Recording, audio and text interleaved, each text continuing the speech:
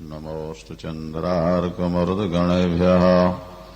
ॐ नमः परमहंसास्वादितचरणकमलचिन्मकरन्दाय भक्तजनमानसनिवासाय श्रीरामचन्द्राय विश्वसर्गविसर्गादिनवलक्षणलक्षितं श्रीकृष्णाक्षं परं धाम जगद्धाम नमामि तत्।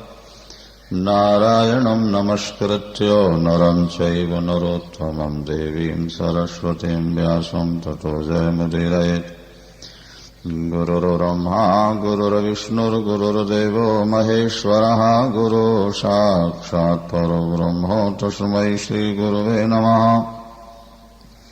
अखण्डमण्डलाकारं व्याप्तं येन चराचरं तत्पदं दर्शितं येन तस्मै श्रीगुरवे नमः। तस्मै श्रीगुरवे नमः। नीलाम्बुजश्यामलकोमलाङ्गं सीतासमारोपितवामभागम् पाणौ महाशायकचारुचापं नमामि रामं रघुवंशनाथम्। उल्लङ्घ्य सिन्धो सलिलं सलीलं यः शोकबन्धुं जनकात्मजाया आदाय तेनैव ददाह लङ्कां नमामि तं प्राञ्जलिराञ्जनेयम्। तुलसीकृतरामायण कथाकरी विस्तार आसन लीजहु प्रेमहित याव पवन कुमार सियावर राम जय जय मेरे प्रभु राम करो कल्याण जय जय राम। वर्णानामर्थसङ्घानां रसानां छन्दसामपि मङ्गलानां च कर्तारौ वन्दे वाणी विनायकौ। गोस्वामी जी रामायण प्रारंभ करने से पूर्व विघ्न विनाशक भगवान गणेश का स्मरण करते हैं। वाणी की अधिष्ठात्री जिनके द्वारा रस और छंदों का प्रवाह प्रवाहित हो, वीणा वादनी भगवती सरस्वती का भी स्मरण करते हैं। रस और छंदों के प्रवाह के लिए भगवती सरस्वती और विघ्न विनाशन के लिए गणपति का स्मरण किया गया है। हम और आप सब मिलकर वाणी और विनायक के चरणों में अपना मस्तक झुकाएं, उन्हें बार बार प्रणाम करें। रामायण का प्रारंभ कहां से हुआ, इस पर थोड़ा पहले विचार कर लें। हमारे यहां लिखा हुआ है, वेद वेद्ये परे पुंसी जाते दशरथे हरो, और वेदा प्राचीत सादाशीत साक्षात रामायणात्मना। वेद में जिस ब्रह्म का निरूपण किया गया है वह ब्रह्म महाराज दशरथ के यहां राम बनकर अवतरित होते हैं, और वेद स्वयं महर्षि वाल्मीकि के मुख से रामायण के रूप में प्रकट होते हैं। वेद ने जिस ब्रह्म का संकेत किया वो तो दशरथ जी के यहां पुत्र बनकर आए, और वेद स्वयं महर्षि वाल्मीकि के मुख से रामायण के रूप में हमारे आपके सामने आए हुए। जैसे राम का प्राकट्य हुआ उसी तरह रामायण का भी प्राकट्य माना जाता है। महर्षि वाल्मीकि का जीवन भी थोड़ा सा विचारणीय है। गोस्वामी जी ने लिखा है कि जिंदगी का वो दिन बड़ा सुहावना है जब व्यक्ति को किसी संत का संपर्क मिल जाता है। बड़े भाग्य पाई सतसंगा, ओ बिनहि प्रयास हो ही भव भंगा। क्योंकि बिनु सतसंग विवेक न होई, और राम कृपा बिनु सुलभ न सोई। सत्संग के बिना विवेक नहीं जागता। जैसे मथानी के बिना मक्खन प्रकट नहीं होता। दूध में मक्खन तो है, लेकिन उसे प्रकट करने के लिए यंत्र चाहिए, मथानी, रई रगड़ने वाली। तो जैसे मथानी के बिना मक्खन प्रकट नहीं होता, इसी तरह संत के मिले बिना जीवन में विवेक प्रकट नहीं होता। विवेक के लिए संत का संग बहुत जरूरी। रह गई बात परिवार की, तो परिवार का भरण पोषण तो पशु पक्षी भी कर लेते हैं। पशु भी संतान पैदा करता है, और पशु भी अपने संतान की व्यवस्था की चिंता करता है। चिड़िया गर्भवती होते ही घोंसला बनाना प्रारंभ कर देती है। हाँ, और अंडे पैदा होते ही सेकती है, और बच्चे निकलते ही स्वयं भूखी रहकर चोंच से दाना लाके उनके मुंह में डालने लगती है। तो जहां तक परिवार का प्रश्न है, वो तो पशुओं में भी देखा जाता है। फिर शास्त्र कहते हैं, क्या केवल इतने के लिए ही आपको मनुष्य का शरीर मिला है? जो कार्य पशु अनायास कर रहे हैं, सामान्य बुद्धि वाले पशु जो कार्य कर रहे हैं, विशेष बुद्धि वाला मानव भी यदि वही कार्य करता रहेगा, तो मानवता और पशुता में अंतर क्या होगा? 84 लाख योनि में परमात्मा ने सबसे अधिक बुद्धि मनुष्य को दी, और बुद्धि की सार्थकता वही है जहां उसका सदुपयोग किया जाए। बुद्धि की सार्थकता इसमें है कि परमात्मा की प्राप्ति की जाए, क्योंकि ईश्वर को प्राप्त किए बिना व्यक्ति को शांति नहीं मिल सकती। आप परिश्रम कीजिए, आपको संपत्ति मिल जाएगी, संतान मिल जाएगी, कोठी कार मकान दुकान मिल जाएंगे, लेकिन शांति आप चाहोगे तो बिना ईश्वर को प्राप्त किए मिले नहीं सकते। तब लग कुशल न जीव कहाँ, और सपने हूँ मन विश्राम, कि जब लगी भजत न राम कहाँ, शोक धाम तज काम। तब लगी कुशल न जीव कहाँ। जीव के जीवन में तब तक कुशलता नहीं है, स्वप्न में भी विश्राम नहीं है, जब तक जीव ईश्वर की ओर मुड़ नहीं जाता। संयोग बनता है, महर्षि वाल्मीकि जब रत्नाकर डाकू के रूप में थे, देवर्षि नारद वहां से निकल पड़े। लूटने का संस्कार था, महात्मा को भी लूटने का विचार करते हैं। देवर्षि नारद ने कहा, बेटे ये जो पाप कर रहे हो, इसका फल कौन भोगेगा?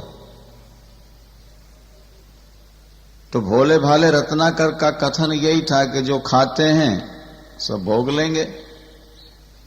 उन्होंने कहा, गलत है। परिवार वाले तुम्हारी कमाई खा सकते हैं, तुम्हारे साथ नरक नहीं जाएंगे।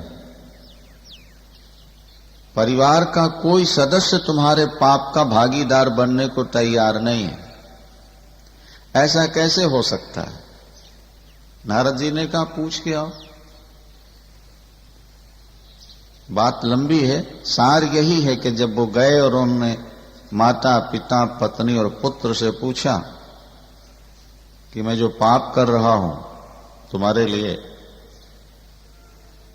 जब इसका फल भोगना होगा नरक में चल के, तो सब चलोगे कि नहीं?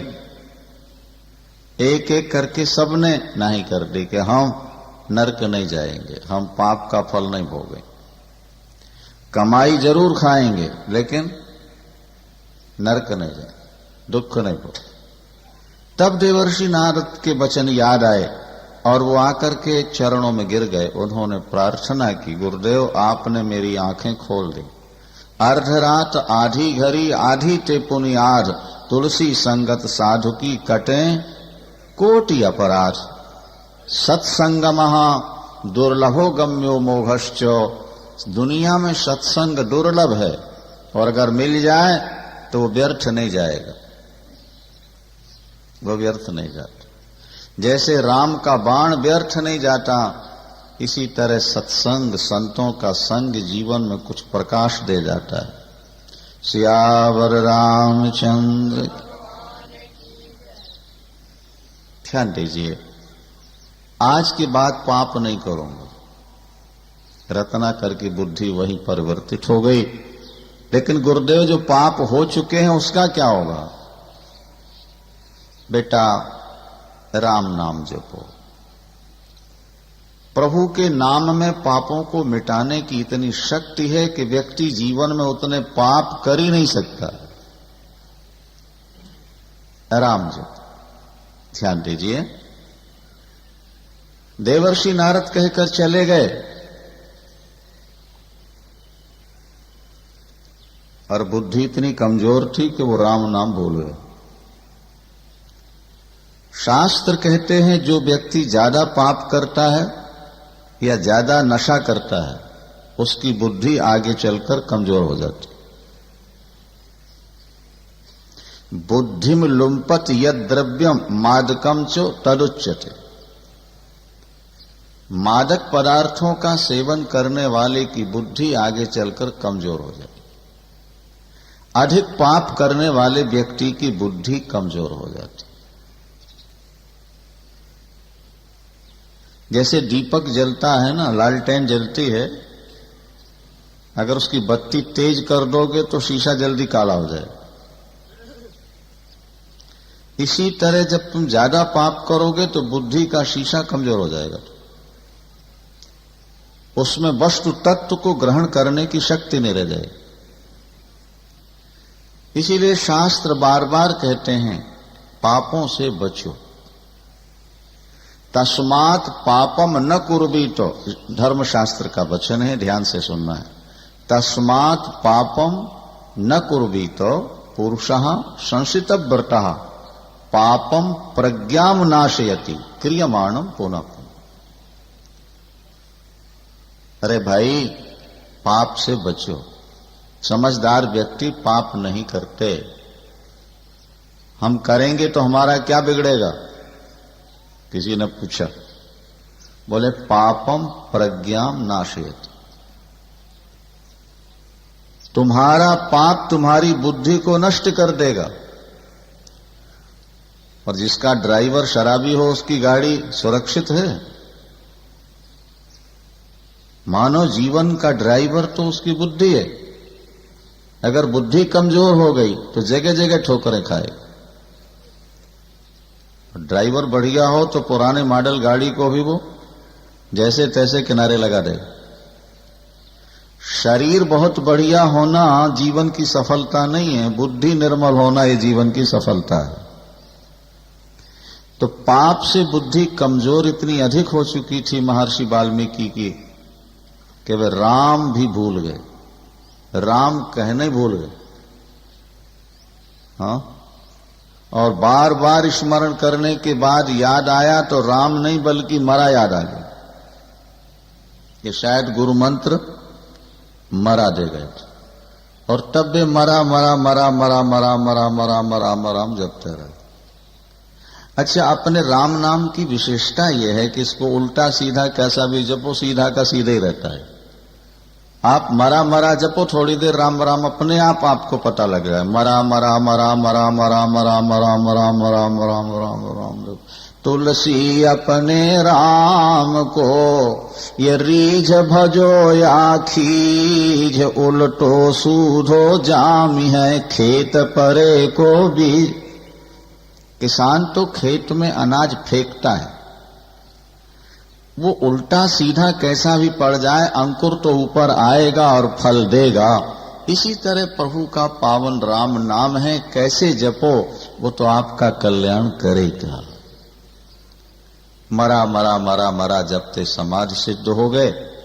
उनके शरीर में कीड़ियों ने मिट्टी चढ़ा दी। रत्नाकर का नाम वाल्मीकि इसलिए पढ़ा कि उनके शरीर पर बल्मीकि चढ़ गई। बल्मीकि कहते हैं जो कीड़ियां मिट्टी चढ़ा देती हैं ना, उसका नाम बल्मीकि। और तब सप्त ऋषियों ने आकर के उनकी मिट्टी हटाई है और आकाशवाणी हुई है कि तुम सिद्ध हो चुके, पाप समाप्त। एक बार अपने शिष्य भरद्वाज के साथ वो गोमती स्नान करने जा रहे थे। ध्यान दीजिएगा जरा। मार्ग में एक पक्षी, जिसको संस्कृत में क्रौंच कहते हैं, हिंदी में उसको सारस भी कहते हैं, खेतों में रहता है एक सारस पक्षी, बगुले से थोड़ा बड़ा होता है, स्लेटी रंग का। वो पति पत्नी एक साथ रहते हैं हमेशा, एक मरे तो दूसरा भी मर जाता है, उनका इतना प्यार होता है। तो जिस समय वो क्रौंच पक्षी क्रीड़ा में रत है, उसी समय किसी बहेलिया ने नर को बाण मारा और वो नीचे गिरा, प्राण निकला। उसकी पत्नी मादा अपने पति की लाश के चारों ओर घूम घूम करके चीख रही थी, करुण क्रंदन कर रही थी। महर्षि वाल्मीकि ने देखा, उनके आंखों से आंसू निकल पड़े। वाल्मीकि रामायण का ये विषय है, ध्यान दीजिए। उनके आंखों से अश्रुपात होने लगे, उनका हृदय शोक से भर गया। अरे निरपराधी पक्षी को तूने क्यों मार दिया? मां निषाध प्रतिष्ठा तमगम शाश्वती समः यत क्रौंच मिथुना देखो अवधि काम मोहितम। अरे व्याधा, तुझे कभी शांति न मिले, तूने निरपराधी पक्षी की हत्या क्यों कर दी? अब विचार कीजिए, जिसको व्यक्तियों की हत्या में पीड़ा नहीं हो रही थी, हाँ, जिसने जीवन में हजारों व्यक्तियों की हत्याएं की हो, आज वो एक पक्षी की हत्या से व्यथित हो गया है। इसका मतलब ये है कि जब पाप अंदर होते हैं तो पाप पाप कराते हैं, और जब व्यक्ति का हृदय पाप से निष्पाप हो जाता है तो धर्म धर्म कराता है, हृदय निर्मल हो जाता है, हृदय कोमल हो जाता है, वो एक कीड़े की मृत्यु पर भी व्यथित हो जाता है। आंखों से आंसू निकल पड़े। निरपराधी पक्षी को मारने वाले, तुझे शांति नहीं। पर इसके साथ उनको आश्चर्य ये हुआ कि मेरे मुख से श्लोक कैसे निकल गए, कि पढ़े लिखे तो कुछ थे ही नहीं है। तब आकाशवाणी हुई। बाद में ब्रह्मा जी आए, उन्होंने कहा अब तुम महर्षि हो चुके हो और तुम्हारे मुख से 100 करोड़ श्लोक निकले। तुम्हें रामायण लिखनी है। पद्म पुराण में ऐसा भी लिखा है कि रामावतार से पहले ही रामायण लिखी जा चुकी है। पद्म पुराण का प्रसंग ये है कि जब भगवान राम समुद्र तट पर पहुंचे ना, और विभीषण ने कहा कि प्रार्थना करिए शायद मार्ग दे दे समुद्र, तो लखनलाल जी को ये बात जची नहीं। उन्होंने कहा इससे तो हमारी कायरता सिद्ध होगी प्रभु। क्या? कादर मन कहा एक अधारा, दैव दैव आलसी पुकारा, नाथ दैव कर कवन भरोसा, सोसिय सिंधु करिय मन रोषा। कोट सिंधु शोषक तब शायक, आपका तो एक बाण करोड़ों समुद्रों को सुखा सकता है, और फिर आप समुद्र से प्रार्थना करें, ये आपके स्वरूप के अनुरूप नहीं होगा राघव आर्य। तो भगवान ने कहा लखन बात तो तुम ठीक कह रहे हो भैया, मेरा एक बाण समुद्र सोख सकता है, पर महर्षि वाल्मीकि लिख गए हैं कि राम पुल बनाकर लंका गए, अगर मैं समुद्र सोख करके जाऊंगा तो वाल्मीकि का वचन कट नहीं जाएगा। भाई जैसा ड्रामा लिखा जाएगा खेला भी तो वैसे ही जाता है। तो महर्षि ने जैसा ड्रामा लिख दिया मुझको वैसे ही खेल के दिखाना, इसलिए प्रार्थना होगी, उसके बाद सेतु बंद होगा, तब समुद्र पार करेंगे अपन।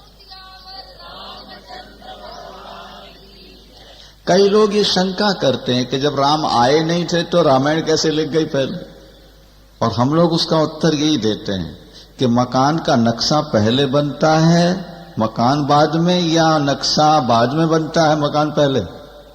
क्या उत्तर है भाई? पहले नक्शा पास होता है और उसी के आधार पर ड्रामा खेला पहले जाता है लिखा बाद में जाता है, या लिखा पहले जाता है और खेला बाद में जाता है? तो कहना पड़ेगा कि ड्रामा लिखा पहले जाता है, खेला बाद में जाता है। तो महर्षि वाल्मीकि ने तो महाकाव्यिक नाटक ड्रामा लिख दिया, और जैसा लिख दिया भक्त वत्सल भगवान ने वैसे ही करके दिखा दिया। इसलिए इस विषय पर कोई शंका नहीं करनी कि राम के अवतार से पहले ही रामायण कैसे लिखी जा चुकी। ऋतंभरा तत्र भवेत प्रज्ञा, ये बातें थोड़ा कठिन हैं जिसे सामान्य लोग समझ नहीं पाते। देखो, जब कोई महापुरुष निर्विकल्प समाधि में चला जाता है, असंप्रज्ञात समाधि में चला जाता है, तो उसे भूत भविष्य वर्तमान तीनों कालों का प्रत्यक्ष बोध हो जाता है। यह बात एकदम स्पष्ट है। आप चाहें तो आपको भूतकाल का बोध हो सकता है, आपको भी भविष्य का बोध हो सकता है। आवश्यकता है एकाग्र होने की, आवश्यकता है मन बुद्धि को केंद्रित करने। हम वो कर नहीं पाते, इसलिए हमको जानकारी नहीं हो पाती। महर्षि पतंजलि ने योग दर्शन में लिखा कि जब ऋतंभरा प्रज्ञा हो जाती है, धर्म मेघ समाधि जब सिद्ध हो जाए, तो वहां बुद्धि ऐसी होती है कि जिसमें गलत शब्द का प्रवेश ही नहीं होता। उस बुद्धि में जब संकल्प करेंगे तो वही बात प्रवेश करेगी जो सत्य होगी। महर्षि वाल्मीकि ब्रह्मर्षि, उन्होंने रामायण की रचना की। लेखक हैं गणेश जी और वक्ता हैं महर्षि वाल्मीकि। 100 करोड़ श्लोक निकले। वाल्मीकि रामायण तो 24,000 श्लोकों की है, वो केवल 100 करोड़ रामायण का सार भाग है। और तुलसीदास जी की रामायण 10,000 चौपाइयों का संग्रह है, वो और भी संक्षेप में है। वही महर्षि वाल्मीकि कलियुग में तुलसी बनकर के प्रकट हुए। भविष्य पुराण में ये बात स्पष्ट लिखी है। भगवान शंकर ने पार्वती अम्बा से कहा है, वाल्मीकि तुलसीदासः कलौ देवी भविष्यति। हे प्रिय, कलियुग में महर्षि वाल्मीकि ही तुलसीदास के रूप में प्रकट होंगे। तुलसीदास जी के समकालीन संत हुए हैं नाभाजी। उन्होंने भी यही बात कही, काली कुटिल जीव उदाहरण हेतु, काली कुटिल जीव उदाहरण हेतु वाल्मीकि तुलसी भजो। स्पष्ट है कि महर्षि वाल्मीकि ही तुलसीदास बन के आए। और जैसा मैंने अभी आपसे कहा कि अगर परमात्मा आपको संपत्ति अधिक दे दे, पुत्र और पत्नी दे दे, शरीर स्वस्थ रहे, तो ये भगवान की सामान्य कृपा है। और भगवान अगर दुख दे दें तो समझना ये भगवान की विशेष कृपा है। बोलो सियावर। ये उल्टा फार्मूला है थोड़ा सा, क्योंकि जिंदगी में अगर हमने ठोकर खाई न होती तो मोहन तुम्हारी याद कभी आई न होती। दुनिया में वही व्यक्ति आगे बढ़ा है जिसने जिंदगी में ठोकरें खाई। भगवान स्वयं कहते हैं, यस्या हमनुग्रहणामि हरिष्ये तद्धनम सनई करोमि बंधु विच्छेदम सत दुखे न जीवति। मैं जिस पर कृपा करता हूं उसे दुखी बनाता हूं। भाई बंधुओं से उसका वियोग करा देता हूं, और जब उससे प्यार करने वाला कोई नहीं रह जाता, दुनिया उसको ठुकराती है, तो दुनिया से मुड़कर मेरी शरण में आता है तो मैं उसको गले लगा लेता हूं। क्योंकि जब तक दुनिया ठोकर नहीं मारेगी तब तक तुम्हें संसार से वैराग नहीं होगा, और वैराग के बिना राम की कृपा नहीं होगी। आप ये ध्यान रखें। गोस्वामी तुलसीदास जी का जीवन भी संघर्षों से भरा हुआ जीवन। 2 मिनट सुन लीजिए उनकी जीवनी में क्या लिखा है संक्षेप। जब गोस्वामी जी अपनी माता के गर्भ में आए तो पहली बात तो ये लिखी कि वो 12 महीने तक गर्भ में रहे। आमतौर पर बच्चे 9 महीने 9 दिन 10 दिन में हो जाते हैं, गोस्वामी जी 12 महीने रहे। इससे भी माता पिता के दिमाग में बहुत परेशानी थी। जब पैदा हुए तो 32 दांत इनके थे, जो राक्षसों के होते हैं। यह भी अपशगुन था। अभुक्त मूल में पैदा हुए, गंडमूल जिसको बोलते हैं, और पिता इसका मुंह नहीं देखेगा 12 वर्ष तक, और नहीं तो सर्वनाश होगा। पिता ने मुख नहीं देखा और भेज दिया मायके पत्नी। घर में रहेगा तो मुंह दिख ही जाएगा ना भाई।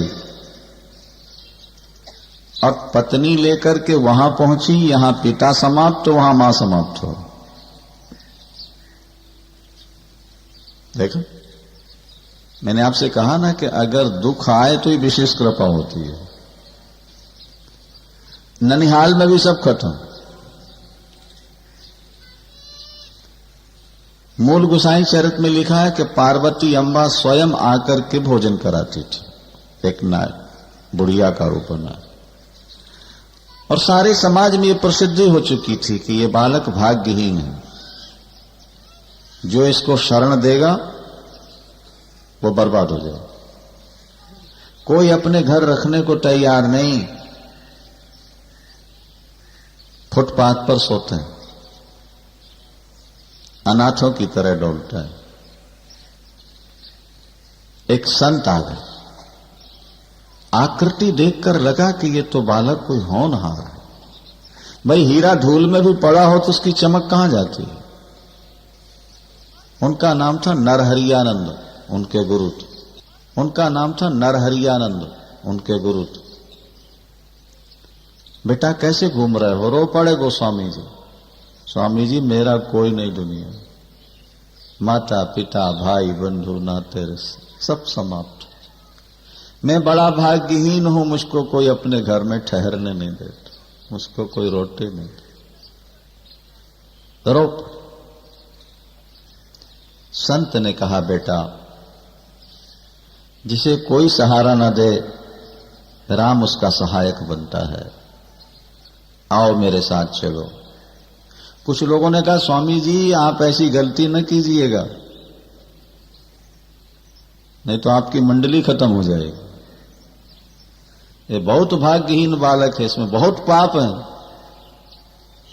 स्वामी जी ने कहा अगर इसमें पाप हैं तो मेरे राम पतित पावन हैं। बोलो सियावर।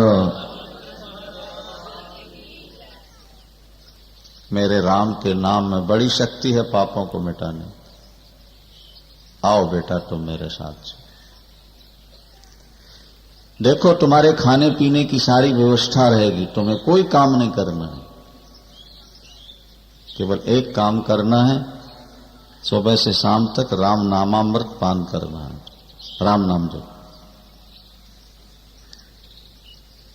बड़े खुश हुए गोस्वामी जी। कहते हैं ना डूबते को तिनके का सहारा। अरे कहां डोल रहे थे और कहां सब कुछ आराम मिल जाए, और केवल जपना है राम। वो राम नाम जपते जपते जपते महाराज जितने संत हुए ना आज तक, सबने नाम पर जोर दिया है। हरि का नाम जपो मन मेरे, नानक पावो सुख गणे। जिसने नाम प्रभु का जपा है जिसने नाम की कमाई कमा ली है वो लोक में और परलोक में सुखी रहता है।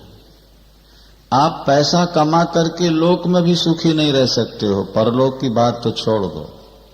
लेकिन जो नाम के सहारे जीते हैं वो लोक में भी सुखी रहते हैं और परलोक में भी सुखी रहा करते हैं।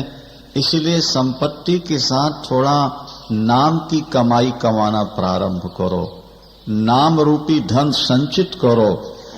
गोस्वामी जी ने लिखा है, रे जीव जौलो तू राम नाम न जपी है। रे जीव जौलो तू राम नाम न जपी है, तौलो तू कहूं जाए तिहू ताप तप। तू कहीं चला जा, तुझे शांति नहीं मिले। अगर जीवन में शांति चाहिए तो परमात्मा की शरण ले लो भैया।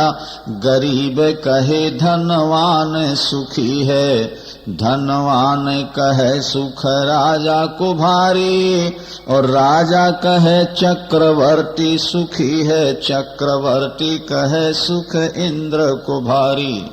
तो इंद्र कहे चतुरानन सुखी हैं, चतुरानन कहे सुख विष्णु को भारी, और तुलसी जी जान विचार कहे सिया राम भजन बिन जीवो दुखारी।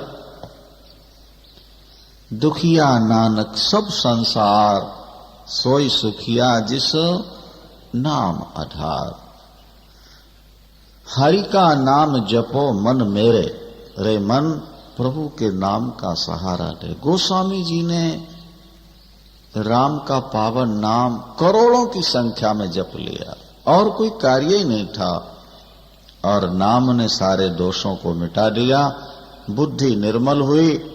15 वर्षों तक इन्होंने वेद वेदांग का अध्ययन किया और उसके बाद अपने गृह, अपने गांव में आ गए राजापुर। एक ब्राह्मण ने कन्या की शादी कर दी, रत्नावली नाम था उनका। तुलसीदास जी के पिता का नाम था आत्माराम और माता का नाम था हुलसी और पत्नी का नाम था रत्नावली। इनका भी स्मरण करो, जिनके माध्यम से गोस्वामी जी आए और जिन्होंने संसार को एक बहुमूल्य रत्न दिया। तुलसीकृत रामायण के बारे में लिखा है कि मन कामना सिद्धि नर पावा, और जो यह कथा कपट तज गावा। जो रामायण गाएंगे उनकी समस्त कामनाएं पूर्ण हो जाएंगी। जो गा न सके वो बोले कहाँ ही सुना ही अनुमोदन करही, तो भाव सागर गोपद इव तरही।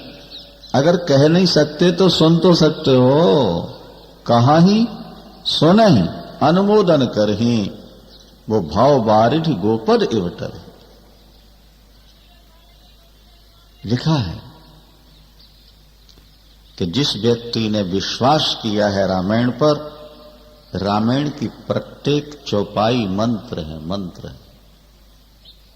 मुनि दुर्लभ हरि भगत नरो, पावहि विनहि प्रयास, जे यह कथा निरंतर सुने मान विश्वास।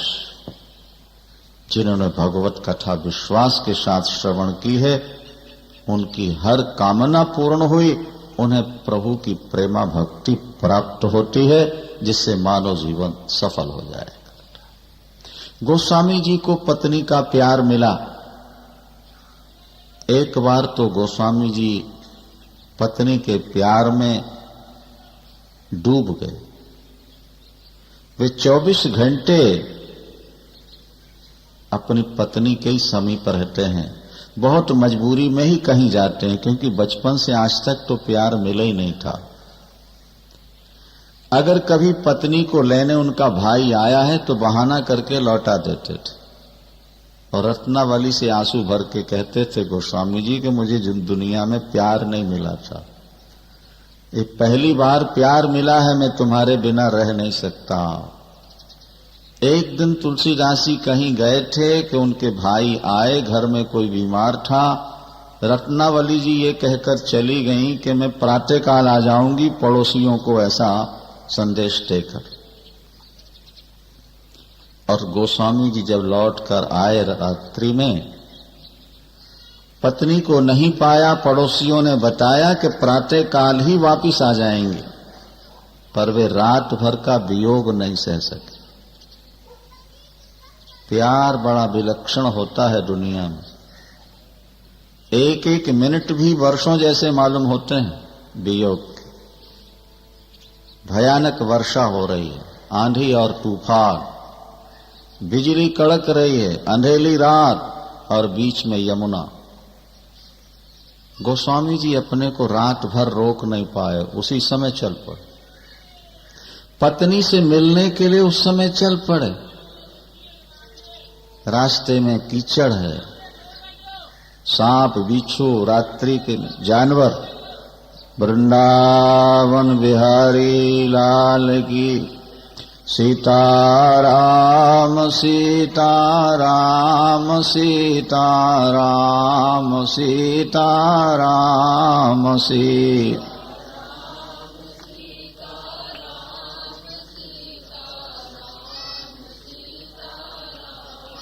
वर्षा, आंधी और तूफान को पार करते जब वो नदी के किनारे पहुंचे तो बाढ़ भयानक थी। एक मुर्दा बैठा हुआ जा रहा था, सड़ा, उसको लकड़ी समझ के पकड़ा और पार हो।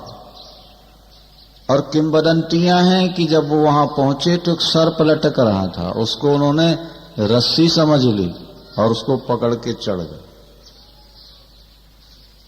कंचन और कामनी का आकर्षण इतना भयानक है कि व्यक्ति अपने को भूल जाता है। सर्प रस्सी समझ में आई और सड़ा हुआ मुर्दा लकड़ी समझ में। और जब रत्नावली ने देखा भीगे हुए, ठंड से कांपते तुलसी सामने खड़े, कैसे पधार गया? देवी तुम्हारा प्यार खींच लाया, मैं तुम्हारे बिना रह नहीं सकता। उस समय रत्नावली ने जो कुछ कहा वो रत्नावली के शब्द नहीं थे, रत्नावली के मुख से मानो हनुमान जी बोल गए, बोलो सियावर पवन सुत हनु। पत्नी को तो चाहिए था, बहुत प्यार करती, मेरे लिए इतना बड़ा साहस। लेकिन पत्नी ने क्या कहा कि धिक धिक ऐसे प्यार को। बात पर ध्यान दें आप लोग। धिक धिक ऐसे प्यार को, अरे कहा कहूं मैं नाथ, लाज न लागत आपको दौरे आए साथ। अस्थि चर्ममय देह ममो, अस्थि चर्ममय देह ममो, यासो जितनी पीर। और जो होती रघुनाथ सो, तो न परत भौभीर। इस हाड़ मांस के पुतले से आपने जितना प्यार किया गोसाई जी, अगर इतना प्यार प्रभु राम से कर लेते तो आवागमन का चक्कर मिट जाता। ये शरीर तो मिट्टी का पुतला है। सड़ी हुई लाश दिखाई उसने। ये सुंदर लगने वाला, कभी सुंदर लगने वाला ये पुरुष आज कितना भयानक दिख रहा है, जिसको पकड़ के बह के आए चना। अंत में यही तो शरीर की स्थिति है। भागवत में लिखा है कि शरीर की अंत में 3 में से कोई एक स्थिति होती है। क्रमि बिट भस्म निष्ठांतम क्वेदम तुच्छ कलेवर। शरीर छूटने के बाद अगर इसको जलाया न गया, दफनाया न गया, तो जानवर खाएंगे और दूसरे दिन विष्ठा बन जाएगा। ये हमारा आपका शरीर छूटने के बाद जानवर खा जाए तो दूसरे दिन विष्ठा, और दफना दिए जाए तो कीड़े बिलबिलाएंगे, कीड़े कीड़े होंगे। और जला दिया गया तो थोड़ी सी भस्मी राख बन जाए। तीन ही तो शरीर की स्थितियां हैं। आज क्रीम पाउडर लगा लगा के तुम कितनी सुंदर बन जाओ, लेकिन आत्मा निकलने के बाद तो इसको कीड़े, भस्मी या मैला बनना है। इससे इतना ज्यादा प्यार न करो। प्यार करना है तो परमात्मा से। तुलसीदास के आंसू निकल पड़े, उनका रोम रोम खड़ा हो गया।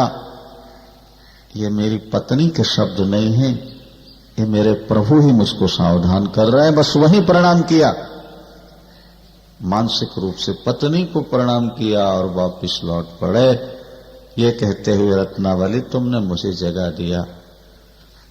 बड़ा भाग्यवान वो पुरुष है जिसकी पत्नी पति को सावधान करती रहती। अब मैं राम के लिए रोऊंगा, जैसा तेरे लिए रोया अब राम के लिए रोऊंगा। प्रयाग में आके कपड़े उतार दिए, लंगोटी लगाई और संन्यास ले त्याग। अब बड़ी लंबी कहानी है। काशी में वो रामायण की कथा सुनाने लगते हैं। पहले बाहर लोग लैट्रिन जाते थे, उनका पात्र बड़ा था जिसमें जल लेके जाया करते थे। कुछ जल बचता था बाद में तो एक पेड़ पर डाल देते थे। उसमें एक प्रेत रहता था।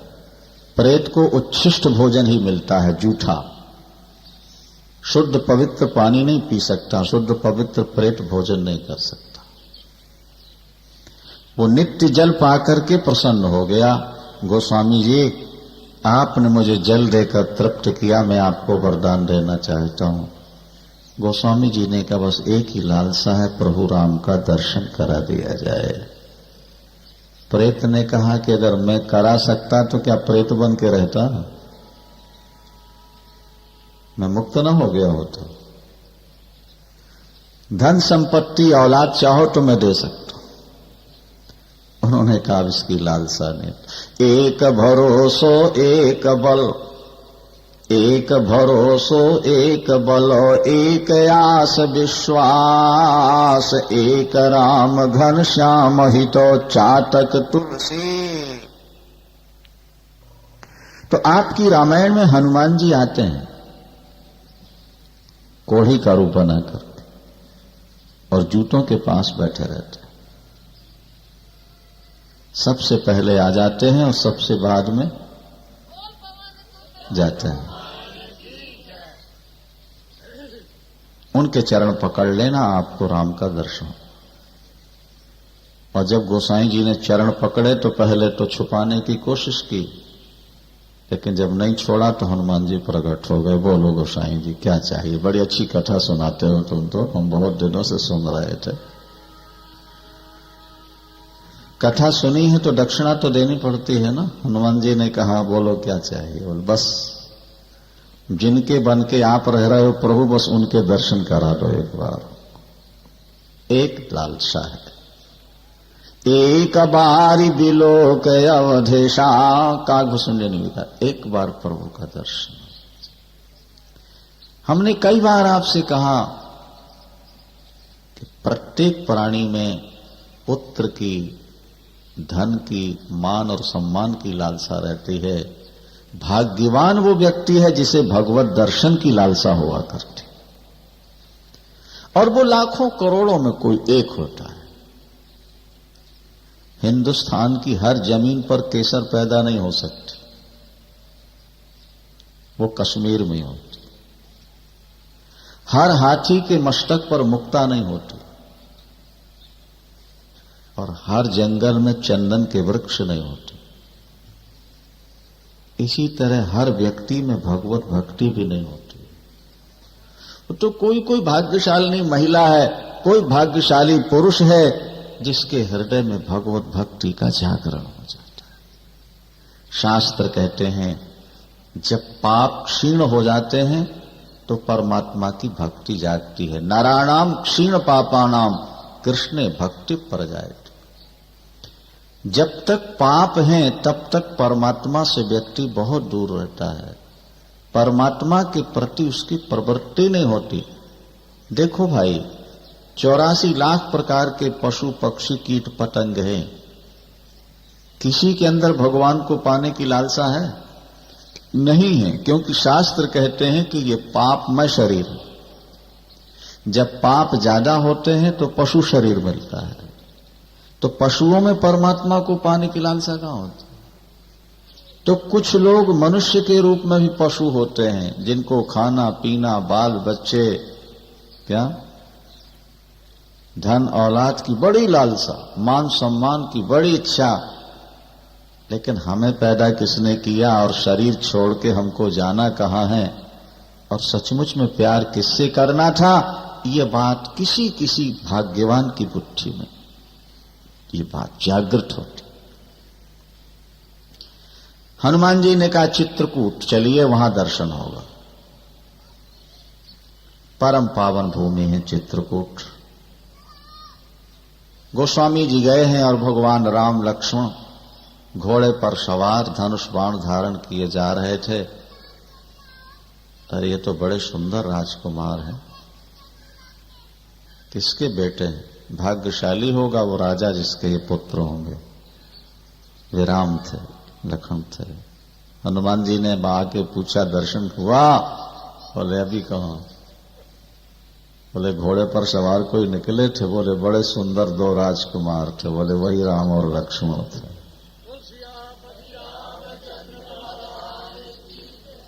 बहुत रोए, मैं भाग्यहीन था, एक अवसर और था। अच्छी बात है, प्रयास। मौनी अमावस्या माघ की मेला लगता है वहां। गोस्वामी जी मंदाकिनी स्नान करके चंदन घिस रहे हैं, आंखें बंद हैं, आंसू भरे हुए हैं। बस यही था कि प्रभु एक बार, सिर्फ एक बार कृपा कर दो राम, इस समय पर मैं अनाथ हूं, आपके लिए मैंने दुनिया छोड़ दी है, तो एक बार तो सहारा दे दो। मुझे कैसे पता लगे कि मेरे राम ने मुझे स्वीकार कर लिया है? नहीं, इतने में मीठी आवाज आई, बाबा चंदन। गोस्वामी जी ने कटोरी सरका दी। उनको क्या पता चंदन मांगने वाला कौन? प्रभु चंदन लगा रहे। हनुमान जी ने सोचा फिर चूका जा रहा है बाबा, देख अब पछताएगा बाद में। तब तोता बन के बोले चित्रकूट के घाट में, अरे भाई संतन की भीड़, तुलसीदास चंदन घिसे तिलक देत। रघुवीर बस इतना सुनते ही आंख खुल गई। भगवान राम का दिव्य दर्शन हुआ। साष्टांग चरणों में प्रणाम भगवान का।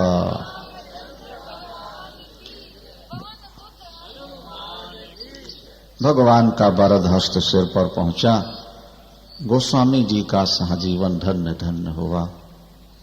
नहीं, जैसे बहुत प्यासे को शीतल जल मिल जाए, जैसे नेत्रहीन को नेत्र मिल जाए, बंध्या स्त्री को जैसे पुत्र प्राप्त हो जाए, जन्म के दरिद्र को जैसे पारसमणि मिल जाए, इससे भी करोड़ों गुना ज्यादा आनंद आज गोस्वामी जी को भगवत दर्शन से हुआ। जीवन धन्य धन्य कृतकृत्य हो गया। भगवान ने आदेश दिया, यही कहते हुए गोस्वामी जी, मैं जिस पर कृपा करता हूं पहले दुखी बनाता हूं। अपनाना था इसलिए दुखी बनाया था। आपके द्वारा बहुत बड़ा कार्य होने वाला है, आप रामायण की रचना करें। काशी जाइए, भगवान शंकर का सहारा लीजिए। बोलिए शंकर भगवान, उमापति महा। भगवान शंकर ज्ञान के दाता है।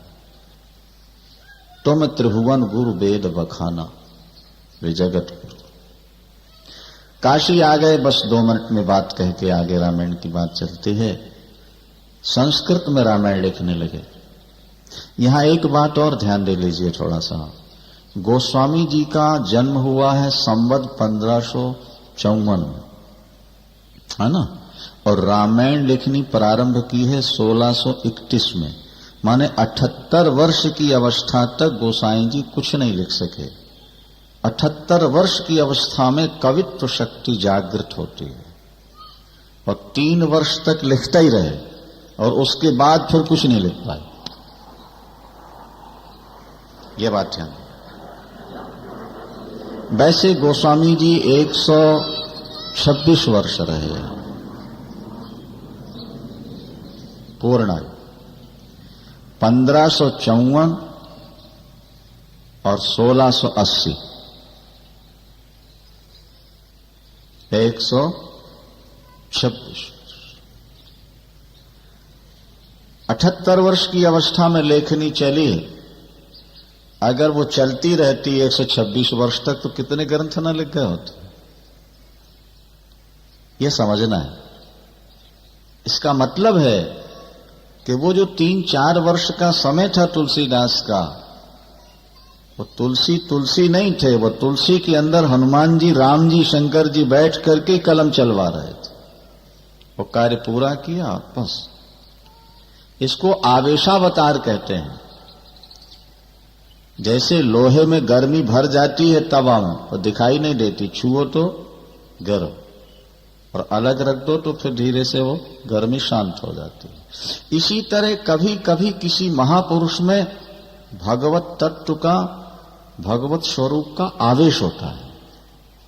वो दिखाई नहीं देता, प्रवेश हो जाता है, और उस प्रवेश काल में वो बहुत बड़े बड़े कार्य कर जाते हैं और चले। इस तरह से वो संस्कृत में लिखते हैं, लुप्त हो जाते हैं। फिर भगवान शंकर ने स्वप्न में कहा कि हिंदी में लिखो, क्योंकि कलयुग में लोग संस्कृत से अनभिज्ञ होंगे, पढ़ नहीं पाएंगे। लेकिन मेरी हिंदी की रामायण की कीमत कौन करे, कदर क्या हो, सम्मान क्या हो। भगवान शंकर ने कहा हमारा आशीर्वाद है, हुई है सम साम ऋचा सफला। जैसे साम वेद की ऋचाएं गाई जाती हैं, इसी तरह घर घर आपकी रामायण गाई जाएगी, और जो गाएंगे उनकी कामनाएं पूर्ण होती रहेंगी। हमारा आशीर्वाद है। तब हिंदी में रामायण की रचना पूर्ण की, और पूर्ण करने के बाद फिर बड़ा विरोध हुआ है। एक मिनट समझ लो, काशी के पंडितों ने इसका बहुत विरोध किया, और तुलसीदास जी का कहना यह था कि कवि न हो नहीं चतुर कहावो, अरे कवित विवेक एक नहीं मोरे, एक सत्य कहो लिखी कागद कोरे। ये शंभु प्रसाद सुमति ही हुलसी, रामचरित मानस कवि तुलसी। ये तो भगवान शंकर की कृपा से कुछ निकला है। अच्छा, तो भगवान शंकर की कृपा से हुआ, तो भगवान शंकर साक्षी दे दें तो कहते हैं विश्वनाथ मंदिर में सबसे नीचे रामायण, फिर पुराण, फिर धर्मशास्त्र, फिर दर्शन शास्त्र, वेद रखे गए। और रात्रि भर संकीर्तन हुआ। प्रातः काल जब वो दरवाजा खोला गया तो रामायण सबके ऊपर रखी थी और लिखा था सत्यम शिवम। कहते हैं एक व्यक्ति समाप्त हो चुका था, वो जा रहा, ले जाया जा रहा था। उसकी पत्नी ने आकर के प्रणाम किया, गोस्वामी जी के मुख से निकल गया सौभाग्यवती को। रोई महाराज मेरा तो पति जा रहा है श्मशान। उन्होंने कहा नहीं, अचानक निकला है तो पूर्ण होगा। उसको नीचे रखाया और भगवान राम का नाम लेकर के जल छोड़ा, जय श्री राम। अगर प्रभु आपके द्वारा आशीर्वाद दिलाया गया तो आप जानो। जैसे जल छोड़ा वो उठ करके बैठ गया और बहुत दिनों तक जीवित रहा। उसका जीवन धन्य धन्य हो। पंडितों ने भेजा काशी में गोस्वामी की रामायण लेकर गंगा में बहा दो। जल्लादों को पैसा दिया, गोस्वामी को मार दो और पुस्तक बहा दो। पैसे लेकर के जल्लाद रात्रि में गए मारने के लिए। विचित्र घटना थी। घास की झोपड़ी थी, अंदर गोसाई जी सो रहे थे। पैसे का लालच बड़े बड़े पाप करा देता है महाराज। लेकिन आश्चर्य ये हुआ कि जब वो पहुंचे जल्लाद तो देखा कुटिया के दोनों तरफ दो बालक खड़े हैं दरवाजे के पास, धनुष बाण हाथ में, और उनके शरीर से प्रकाश निकल रहा है। डर करके भाग। लेकिन प्रातः काल आकर के उन्होंने कहा गोसाई जी, रात्रि में हम आपको मारने आए थे, पर आपके दो शिष्यों का दर्शन ऐसा हुआ कि हमारी बुद्धि बदल गई। हम डर के भाग तो गए, आज के बाद हम पाप नहीं करेंगे, पर उनका दर्शन तो एक बार करा दो, वो आपके कितने सुंदर शिष्य हैं। तो उन्होंने कहा भैया मेरे तो कोई शिष्य नहीं, मेरा कोई पहरेदार नहीं, हो सकता है मेरे प्रभु राम और लक्ष्मण ही मेरी रक्षा के लिए आ गए। कुटिया उजाड़ दी तुलसी ने और अपनी रामायण टोडरमल के भक्त थे, उनके यहां रख करके यात्रा बन कर, और अंत में संवत 1680 में काशी में ही गंगा के किनारे भगवान राम का नाम लेते लेते तुलसीदास जी ने अपना शरीर छोड़ दिया है। श्रावण शुक्ला सप्तमी को वो प्रकट हुए थे और श्रावण शुक्ला तीज को उन्होंने शरीर छोड़ दिया। क्या 126 वर्ष की पूर्ण आयु। तो रामायण समस्त कामनाओं को पूर्ण करने वाली। काली में कामधेनु रामायण, जैसे कामधेनु गाय सेवा करके जो मांगो मिलेगा, कल्प वृक्ष से जो मांगो मिलेगा, चिंतामणि पारस मिल जाए तो धन ही धन हो जाए, इसी तरह रामायण का पाठ कीजिए, रामायण की कथा सुनिए, आपका जीवन धन्य धन्य हो जाएगा। हमने अपने जीवन में अनेक लोगों को देखा जो नित्य रामायण का पाठ करते हैं और वे बहुत सुखी रहे, उन्हें हर प्रकार की सुख संपत्ति प्राप्त होती रही। सौभाग्य से कार्यक्रम यहाँ आयोजित हुआ है, आप लोग श्रद्धा से श्रवण करेंगे। बोलिए सियावर रामचंद्र की। आइए गोस्वामी जी रामायण प्रारंभ करते हैं। नौमी भौमवार मधुमासा। राम जन्म रामनवमी चैत्र में होती है ना, वही योग बना जो राम जन्म के समय बना था।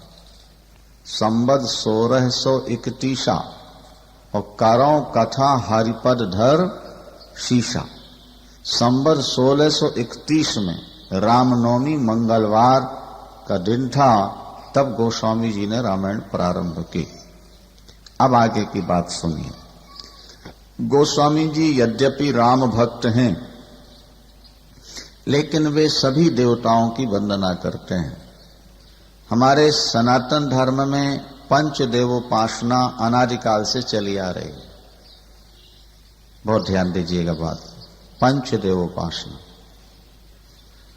जिसमें गणपति, सूर्य, भगवान विष्णु, शंकर और भगवती दुर्गा, कितने हुए? ये 5 हुए। किसी भी एक देवता में आपका मन लग जाए, आपको परम पद की प्राप्ति हो जाएगी।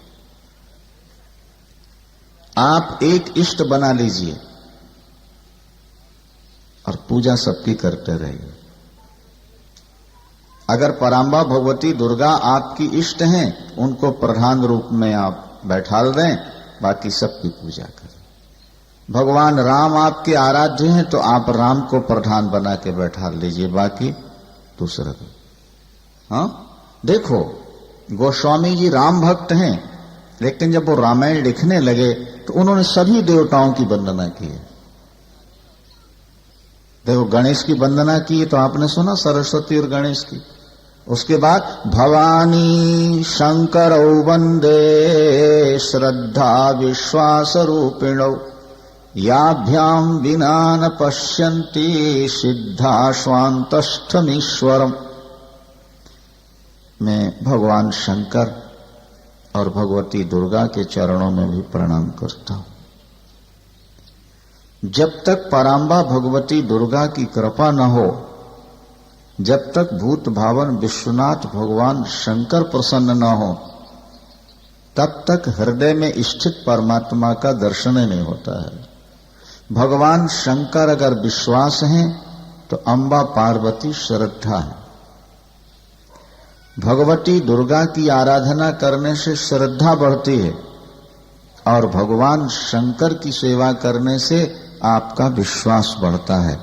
जब श्रद्धा और विश्वास दोनों बढ़ जाते हैं तो हृदयस्थ परमात्मा का साक्षात्कार हो जाता है। इसके बाद भवानी शंकरौ वंदे श्रद्धा विश्वास रूपिणौ याभ्याम विना न पश्यन्ति सिद्धा स्वान्तष्टमीश्वरम्। अपने गुरु की वंदना करते हैं। वंदे बोधमयम नित्यं गुरुम शंकर रूपिणं यमाश्रितो हि वक्रोपि चंद्रा सर्वत्र वंदते। गोस्वामी जी कहते हैं गुरु के ऋण से आप कभी उरण नहीं हो सकते हैं। जिन्होंने गुरु चरणों की भक्ति प्राप्त कर ली उनको दुनिया में कुछ भी दुर्लभ नहीं। गुरु जीवंत परमात्मा का स्वरूप है। गुरुर ब्रह्मा गुरुर विष्णु और गुरुदेवो महेश्वर। गुरु साक्षात परब्रह्म तस्मै श्री गुरु। बांधव गुरु पाद पादुम परागा। ये बांधव गुरु पाद पादुम परागा के सुरुचि सुवास सरस अनुरागा के आमी अमूरी मय चूरण चारु समन सकल भव रुज परिवारो के सुकृति शंभुतन विमल विभूति मंजुल मंगल मोद प्रसूति के जान मान मंजु मुकुर मलहरणी किए तिलक गुण गान बस करणी। गुरु चरणों की रज वो दिव्य अंजन है जो हृदय की आंखों का मल धो दिया करता है। गुरु चरणों के नखों नाखूनों का ध्यान हृदय के अंधकार को मिटा देता है। जैसे साधक सिद्ध लोग सिद्ध अंजन लगा लेते हैं आंख में तो पहाड़ों में छुपे हुए रत्न दिखाई देते रहते हैं। इसी तरह जिनके हृदय में गुरु चरणों के प्रति भक्ति जाग गई, श्रद्धा जाग गई, उनको भी परमात्मा के दिव्य रत्न गुण लीला रूपी रत्न प्रत्यक्ष दिखाई देने लगा करते हैं। गुरु के प्रति उन्होंने सादर वंदना की है। इसके बाद कवीश्वर और कपीश्वर, कवीश्वर महर्षि वाल्मीकि और कपीश्वर हनुमान जी के चरणों में वंदना की है। भगवती सीता के चरणों में वंदना की, जिनकी द्वारा भगवान राम संसार की रचना करते हैं। उद्भव स्थिति संहार कारणीम क्लेशहारणीम सर्वश्रेयस्करीम सीताम नटोहम राम वल्लभाम। राम वल्लभा भगवती जनकनंदनी जानकी को प्रणाम करते हैं, प्रभु राम को प्रणाम करते हैं और फिर ये बतलाते हैं कि ये जो रामायण में लिख रहा हूं ये समस्त वेद पुराणों का सार है, उनसे सम्मत है और कुछ संतों की वाणी भी इसमें सम्मिलित हुई है। रामायण की रचना का उद्देश्य है कि मुझको शांति मिले। स्वांता सुखाय तुलसी रघुनाथ गाथा भाषा निबद्ध मति मंजुल मातनुति। भाई मैं अपनी शांति के लिए रामायण लिख रहा हूं। और जब रामायण लिख ली गोस्वामी जी ने तो किसी ने पूछा कि आपने अपने हृदय की शांति के लिए रामायण की रचना की, शांति मिली कि नहीं? तो अंत में कहेंगे साथ में उसमें कांड में, जाकी कृपा लवलेश ते मतिमंद तुलसीदास हूं पायो परम विश्राम राम समान प्रभु नहीं को। जिन प्रभु की कृपा से मुझको परम विश्राम मिला, परम शांति मिले, लक्ष्य की प्राप्ति हुई, जीवन मेरा सफल हो गया। रामायण एक बात सिर्फ कहकर आरती कराते हैं, वो ये कि रामायण का प्रारंभ तुलसीदास जी ने वा से किया है और रामायण की समाप्ति भी वा पर की है। वा अक्षर लेकर पहले श्लोक में क्या है? वर्णानाम अर्थ संघानाम वा। और समापन का श्लोक कौन सा है? ते संसार पतंग घोर किरणैर दह्यन्ति नो मान वा। वा से प्रारंभ करके वा पर पूर्ण करने का क्या उद्देश्य था? हमारे तंत्र शास्त्र में वा अक्षर जो है वो अमृतवाची होता है। वम अमृतात्मकम ऐसा लिखा है नहीं? तो वा से प्रारंभ और वा पर पूर्णाहुति का संकेत है कि इसके अंदर अमृत भरा हुआ है, अगर इसे पी लोगे तो सदा सदा के लिए अमर हो जाओगे, तुम्हें शांति प्राप्त होगी। शेष चर्चा सायंकाल की बैठक में श्रवण करें। जेहि सुमिरत सिद्धि होय, गणनायक करिवर बदनो, करहु अनुग्रह सोय, बुद्धि राशि शुभ गुण सदनो। श्लोकों में वंदना करने के बाद जब वे दोहा चौपाई सोरठा लिखने लगे हिंदी में, तो सबसे पहले फिर वे गणपति की वंदना करते हैं। जेहि सुमिरत सिद्धि होए, जिनके स्मरण मात्र से सिद्धि प्राप्त होती है, वे गणनायक गणपति भगवान हम पर कृपा करें, जो बुद्धि के भंडार हैं। गणपति भगवान की स्तुति करने के बाद क्षीर सागर में शयन करने वाले श्रीमन नारायण को भी वो सादर वंदन करते हैं, ये कहते हुए कि परमात्मा, मेरा हृदय भी क्षीर सागर है, उस क्षीर सागर में रहने वाले कभी मेरे हृदय में भी आकर आप निवास करो।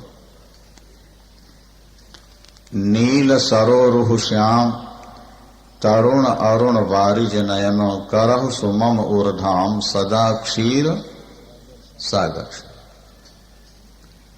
अम्बा पार्वती और भगवान शंकर की पुनः स्तुति करते हैं।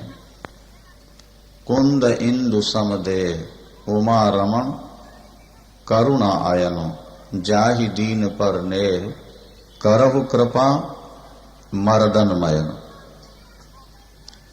इस तरह से देवताओं की वंदना, गुरुदेव की वंदना, ब्राह्मणों की वंदना। वंदम प्रथम महीश्वर चरणा, मोह जनित संशय सब हरणा। ब्राह्मणों को पृथ्वी का देवता माना गया है, ध्यान दीजिए। प्रभु मूर्ति महिदेव मयी है। शास्त्र कहते हैं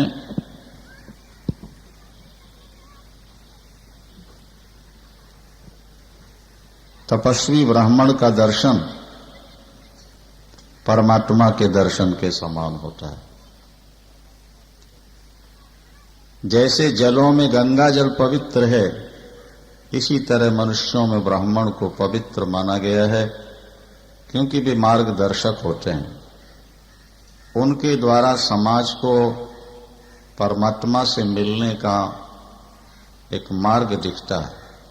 वंदो प्रथम महीश्वर चरणा, मोह जनित संशय सब हर। और सुजन समाज सकल गुण खानी, के करऊं प्रणाम सप्रेम सुवानी। संतों की वंदना भी गोस्वामी जी ने की है, और संतों की वंदना करते उन्होंने कहा कि संत कपास की तरह होते हैं। जैसे कपास रुई साफ सुथरी होती है, इसी तरह संतों का जीवन भी साफ सुथरा होता है। उनके जीवन में कोई कलंक नहीं होता।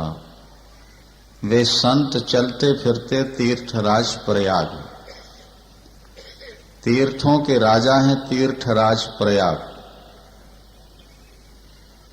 इसी तरह से संत चलते फिरते तीर्थराज प्रयाग।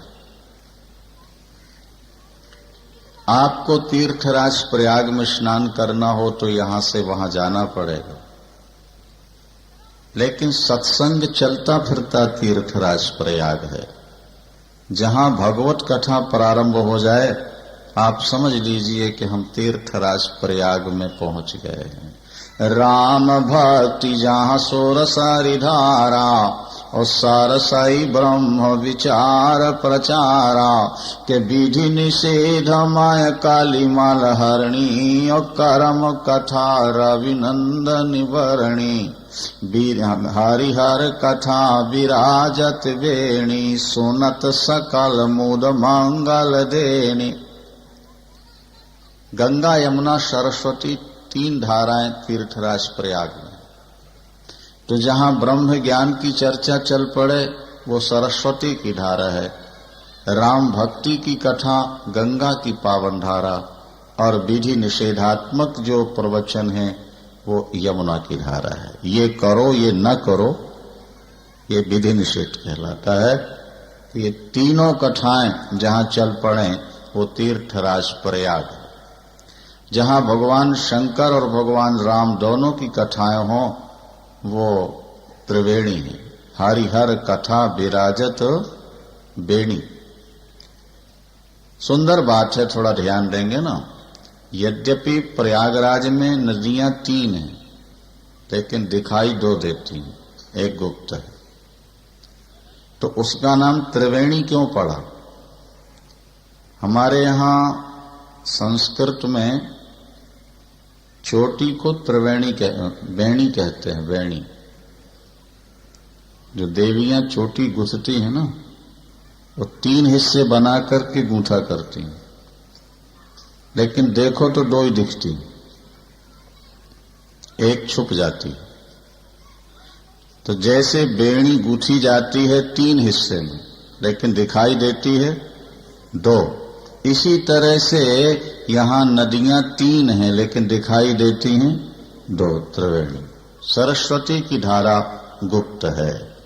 अपने धर्म पर अटल विश्वास यही अक्षय वट है क्या? और अपने द्वारा शुभ कर्म यही तीर्थराज प्रयाग है। उस तीर्थराज में गोता लगाने से देर से फल मिलेगा, लेकिन सत्संग रूपी तीर्थ में अगर गोता लगाया तो तत्काल फल आपको मिलेगा। विश्व का इतिहास इस बात का साक्षी है। आज तक जिसे जो मिला है वो सत्संग के प्रभाव से ही मिला है। महर्षि वाल्मीकि की चर्चा आप प्रातःकाल सुन चुके हैं कि सत्संग के प्रभाव से वो कहां पहुंच गए। देवर्षि नारद की कथा भागवत में आपने अनेक बार सुनी है। वो दासी पुत्र थे लेकिन संतों के संपर्क में आकर ब्रह्मा पुत्र बन गए। तो वाल्मीक नारद घट जोनी और निज निज मुखन कही निज होनी।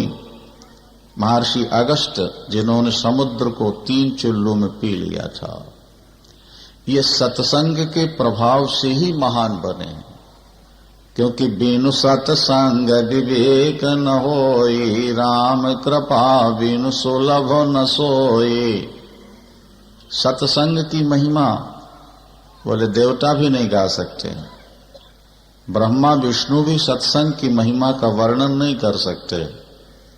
ये ध्यान दीजिएगा। महर्षि विश्वामित्र तप को महत्व देते हैं और महर्षि वशिष्ठ सत्संग को। निर्णय नहीं हो पाया कि सत्संग श्रेष्ठ है या तपस्या। दोनों ऋषि मिलकर शेषनाग के पास पहुंचे और शेषनाग जी से निर्णय चाहा, तप श्रेष्ठ है या सत्संग। शेषनाग जी ने कहा, भाई उत्तर देने के लिए दिमाग स्वस्थ होना चाहिए।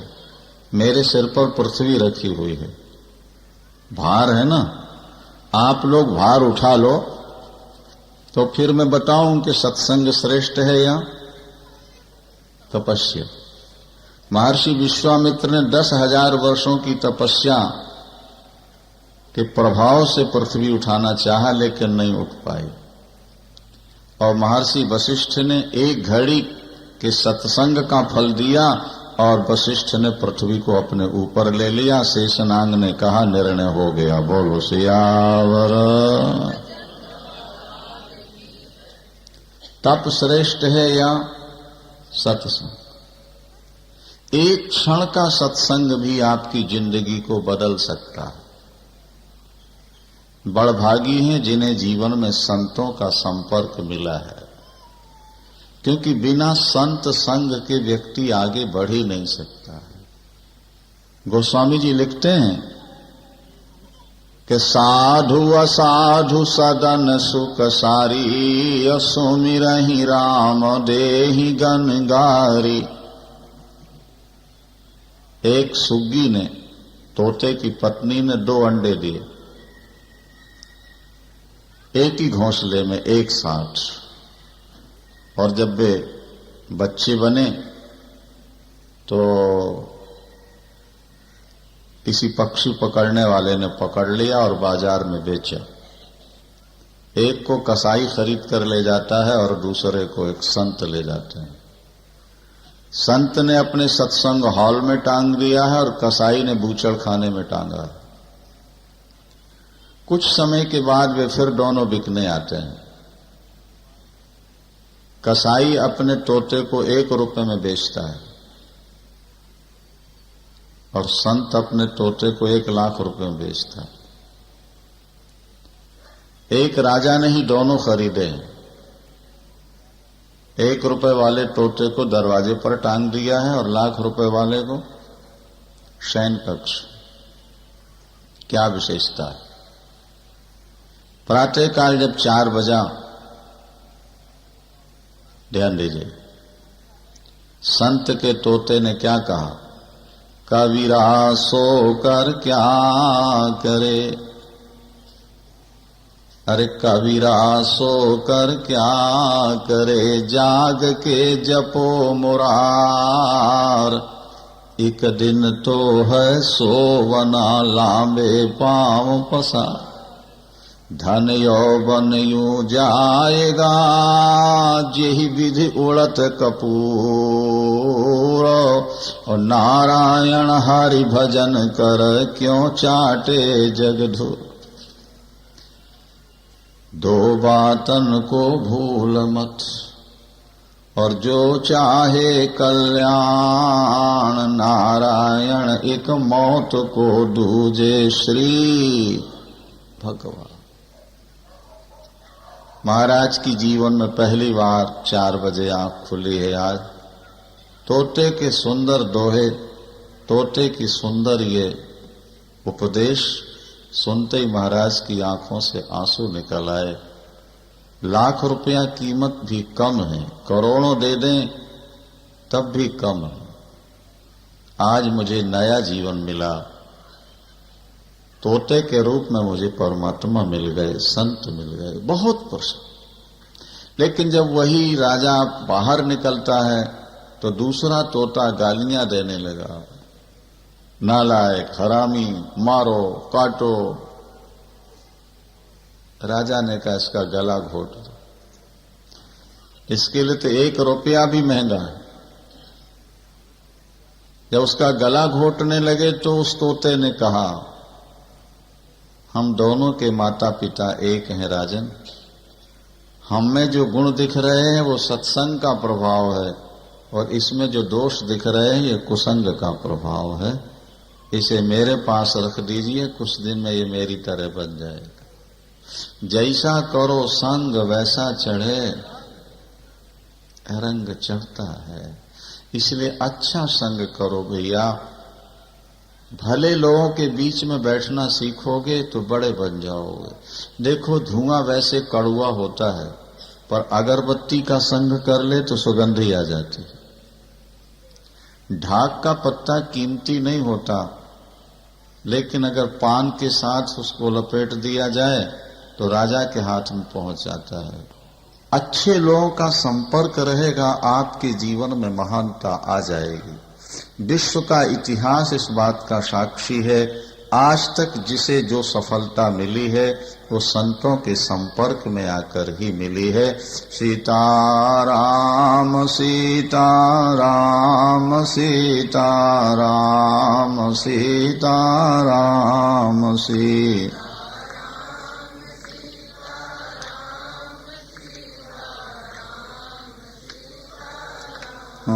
राधे श्याम राधे श्याम राधे श्याम राधे श्याम राधे।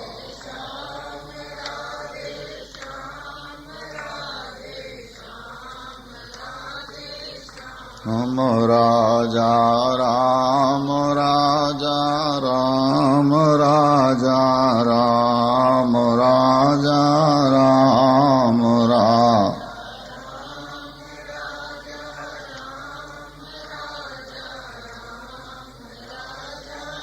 हम आ जाओ राम आ जाओ राम आ जाओ राम आ जाओ राम आओ।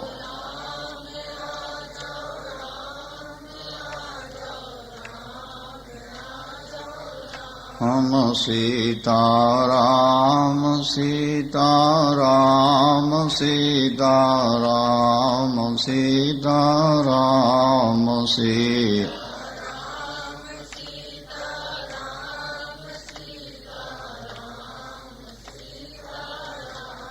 गोस्वामी जी रामायण में मूल प्रसंग प्रारंभ करने से पहले सभी देवी देवताओं का सादर वंदन प्रणाम करते हैं। उन्होंने दुष्टों की भी वंदना की है, उन्होंने असुरों की भी वंदना की है। वंदन के लिए उनका दृष्टिकोण भिन्न है। वो ये कहते हैं कि विश्व में जो कुछ दिखाई दे रहा है वो सब कुछ परमात्मा का ही स्वरूप है। किसी ने पूछा कि दुष्ट भी भगवान के रूप हैं, तो बोले हां। कैसे? आप लोग समझने का प्रयास करें। रात्रि में जब आपको स्वप्न दिखता है ना, तो वो आपके अंदर ही दिखता है,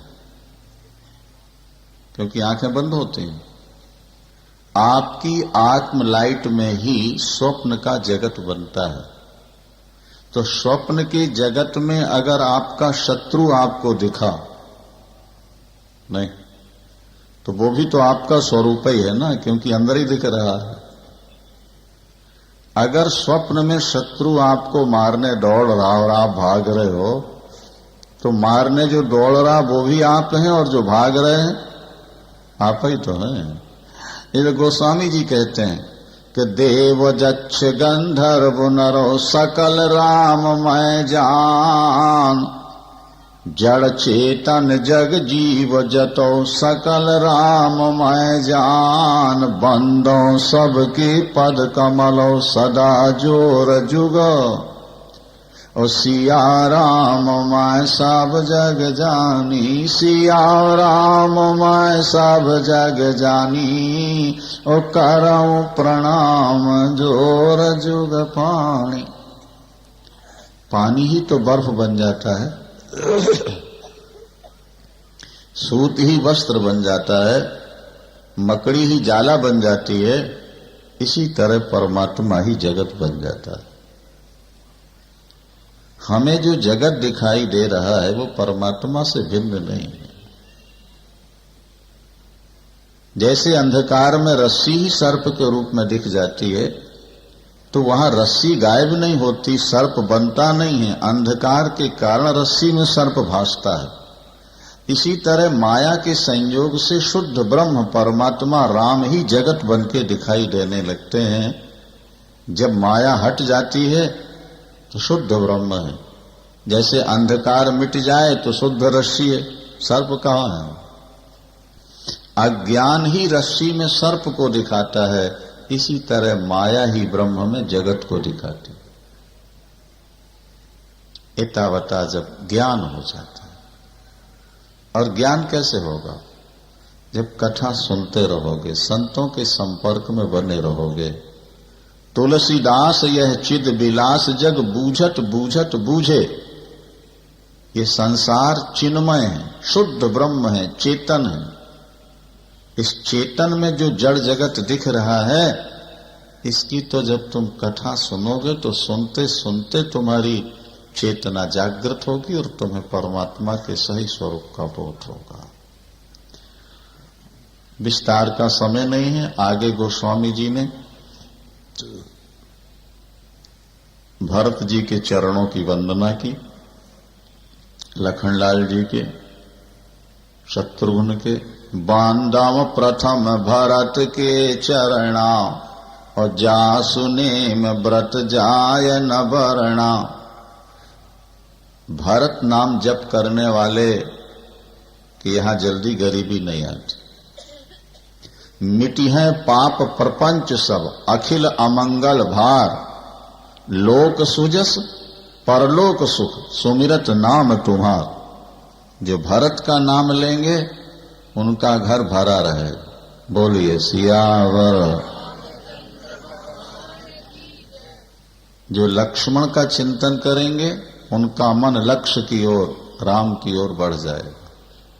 इसलिए मंदिरों में लक्ष्मण जरूर रहते हैं। लक्ष्मण है वैराग्य और सीता है भक्ति। दोनों के बीच में खड़े हुए हैं राम। राम बाम दिश जान की और लखन दाहनी ओर।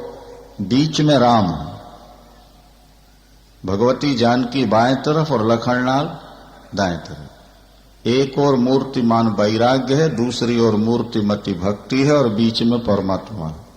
जब संसार से वैराग हो जाएगा और भगवान की प्रेमा भक्ति मिल जाएगी तो तुम्हें उन दोनों के बीच में परमात्मा साफ नजर आ जाएगा। जब तक भक्ति और वैराग्य नहीं है तब तक परमात्मा का साक्षात्कार नहीं है। ये बात हमेशा ध्यान रखना, क्योंकि वैराग्य के बिना मन संसार से हटेगा नहीं और प्रेम के बिना परमात्मा की प्राप्ति होगी नहीं। प्रभु व्यापक सर्वत्र समाना, अप्रेम ते प्रगट हो ही मैं। प्रेम ते प्रगट हो। परमात्मा को प्रकट करना है तो प्रेम चाहिए। भक्ति प्रेम का मूर्त रूप है। एतावता लखन और भगवती जानकी के साथ राम का चिंतन है। हाँ? शत्रुघ्न का चिंतन करने से शत्रुओं का नाश होता है। शत्रुघ्नो, हाँ? और भगवान राम का सुमिरन तो मंगलमय। एक बड़ी सुंदर यहां अर्धाली लिखी है, अपने बच्चों को याद करा देना चाहिए। भगवती जानकी बुद्धि की अधिष्ठात्री देवी है। भगवती जानकी का चिंतन करने से बुद्धि बढ़ती है और भगवान की प्राप्ति होती है। जानक सुता जग जननी जानकी, जनक सुता जग जननी जानकी, अतिशय प्रिय करुणा निधान की। ताके जुग पद कमल मनावऊं, जासु कृपा निर्मल मति पावऊं। जासु कृपा निर्मल मति पावो। निर्मल बुद्धि के लिए भगवती पराम्बा जानकी का ध्यान कर लेना। प्रभु राम राजीव नयन धरे धनुषायको, भगति विपत्ति भंजन सुखदायक। भगत विपत्ति भंजन सुखदायक। परमात्मा राम का चिंतन करेंगे, भक्तों की विपत्ति का नाश होता है और सुख और शांति की प्राप्ति होती है। इसके बाद नाम की वंदना थोड़ा सुन लीजिए, फिर मूल चरित्र आपके सामने चले। गोस्वामी जी ने सबकी वंदना करते हुए नाम की वंदना की है। बहुत ध्यान से सुनना। अच्छा।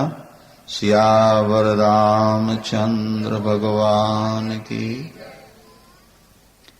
हमारे अर्वाचीन प्राचीन संतों ने भी नाम पर बहुत जोर दिया। गोस्वामी जी कहते हैं कि राम से बड़ा राम का नाम।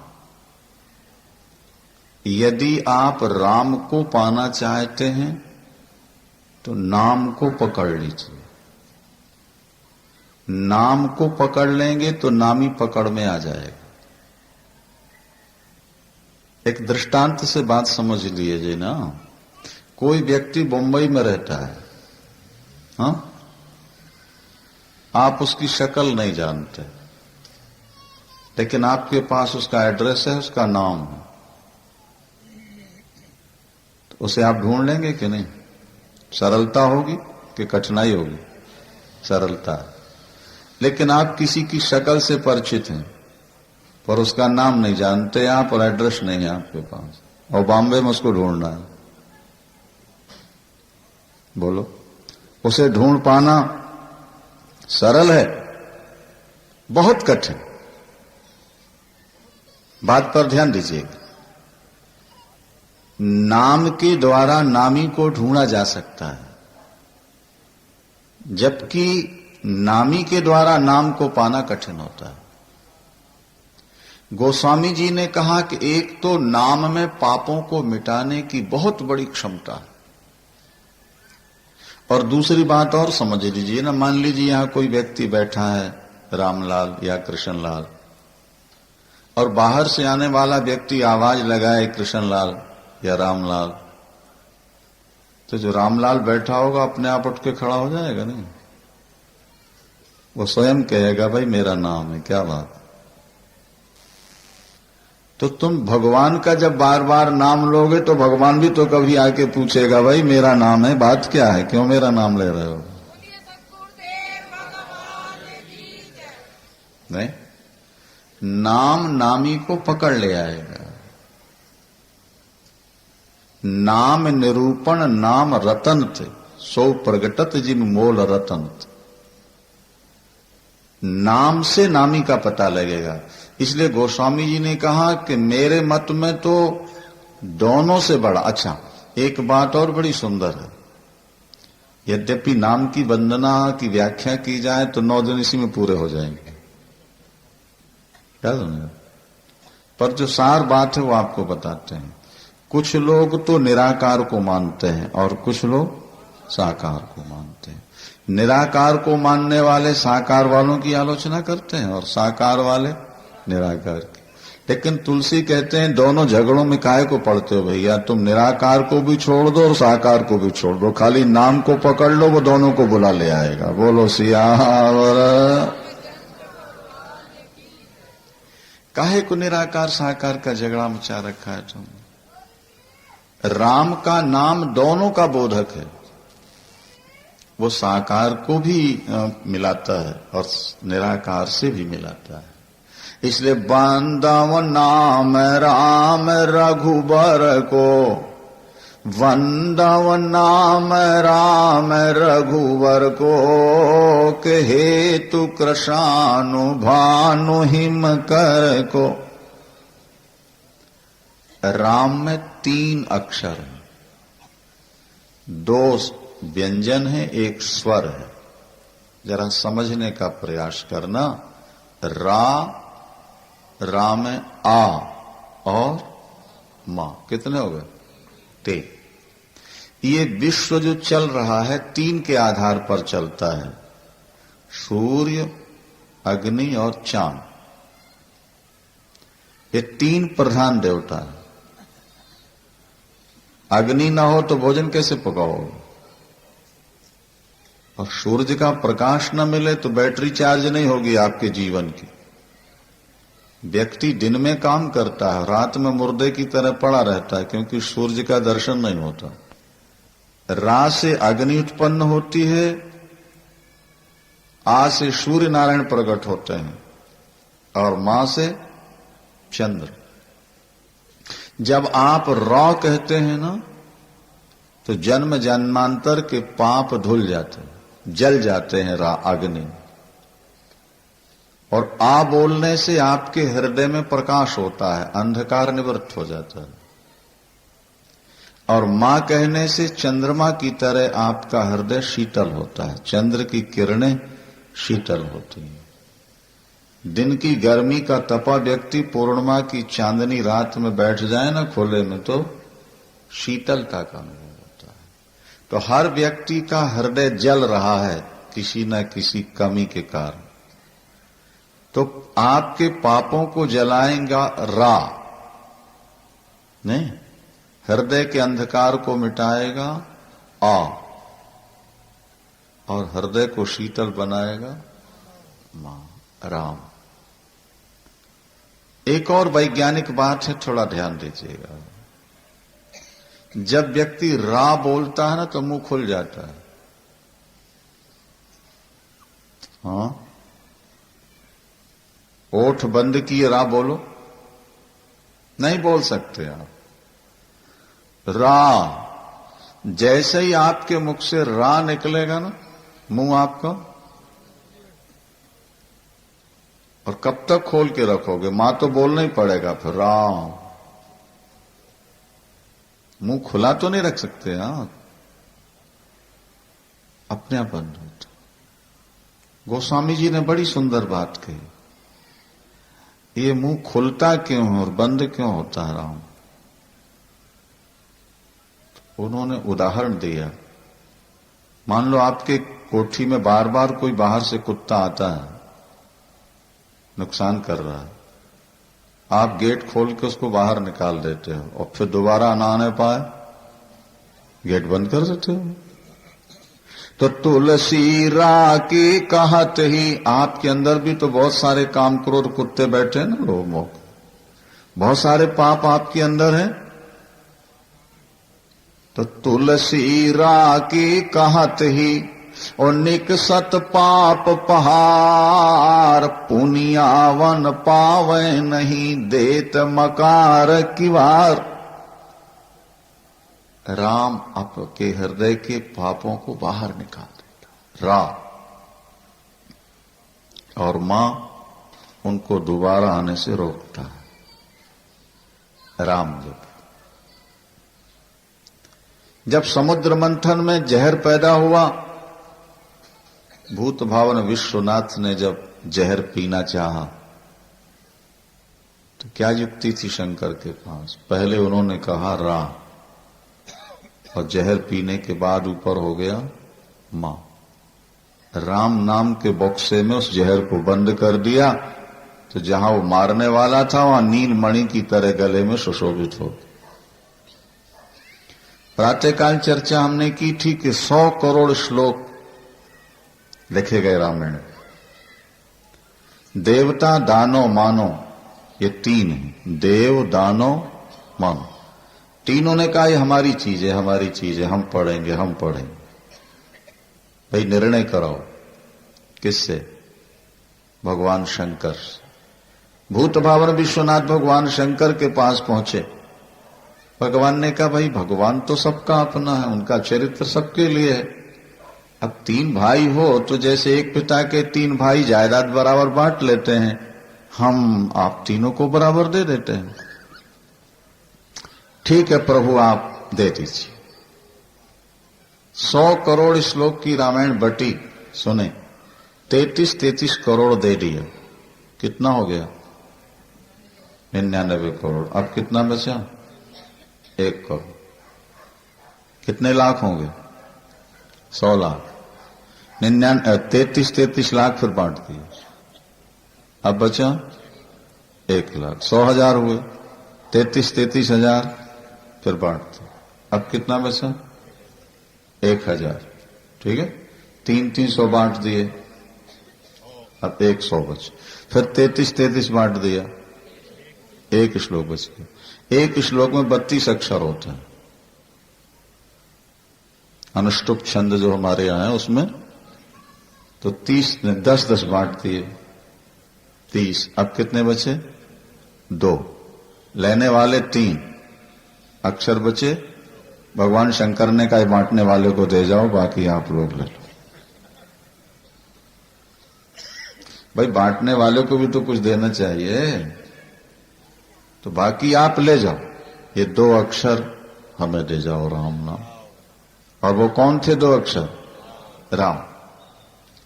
रामायण सतकोटि मां लिय महेश जिय जा।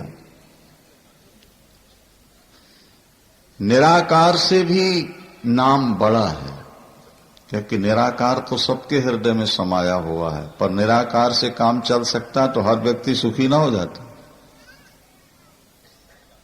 और साकार से भी बड़ा है, क्योंकि साकार ने जो काम किए उससे नाम ने ज्यादा काम किए। ध्यान से सुने। राम एक तापस तिय तारी, राम एक तापस तिय तारीक, नाम कोट खल कुमति सुधारी। प्रभु राम ने एक अहिल्या का उद्धार किया, आगे विस्तार से सुन पाएंगे।